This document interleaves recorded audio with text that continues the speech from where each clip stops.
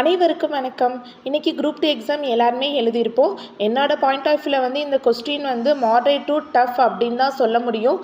ரொம்ப ஈஸி அப்படின்னு சொல்ல முடியாது. ஆனால் குரூப் 4 கம்பேர் பண்ணுறப்போ இந்த தமிழ் வந்து ஓரளவு ஓகே அப்படின்னு தான் சொல்ல முடியும். ஏன்னா குரூப் 4 ஸ்டாண்டர்டுக்கு தமிழ் கேட்கல, பட் குரூப் 2ங்கிறப்ப அதோட ஸ்டாண்டர்டுக்கு தான் கேட்பாங்க. ஆனால் ஒரு விஷயம் இனிமேல் நம்ம என்ன தெரிஞ்சுக்கணும்னா, ஜிஎஸ்ஸை பொறுத்த வரைக்கும் இனிமேல் மனப்பாடம் பண்ணுறதுலாம் ஆகாது. ஒரு டாபிக் படிச்சிங்கன்னா அதை பற்றி ஃபுல்லாக தான் இனிமேல் நம்ம படிக்கணும். ஏன்னா கொஸ்டின் ஸ்டாண்டர்ட் வந்து குரூப் 4 குரூப் 2 எப்படி கேட்டிருக்காங்கன்னு பார்த்தீங்கன்னா, ஒரு 4 ஆப்ஷன் கொடுத்து இதில் எது 2 கரெக்டு எது 2 தப்புன்னு கேட்டிருக்காங்க. இல்லை 4 ஸ்டேட்மெண்ட் கொடுத்து இதில் எது தப்பு கரெக்டுன்னு கேட்குறாங்க, இல்லைனா கூற்றுக்காரணம் கேட்குறாங்க.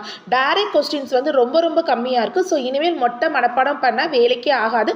கொஸ்டினை வந்து நல்லா புரிஞ்சு படிக்கணும். தமிழ் வந்து இப்பயுமே கலைச்சொற்கள் எங்கேருந்து கேட்டிருக்காங்கன்னு வந்து தெரியலை. ஸோ கலைச்சொற்கள்னு சொல்லாமல் வேறு எதில் நம்ம இனிமேல் நல்லா ஸ்கோர் பண்ணுறது அப்படின்னு சொல்லிட்டு மற்ற டாப்பிக்கை வந்து நம்ம வந்து ஃபோக்கஸ் பண்ணணும். உங்கள் கொஸ்டின் எப்படி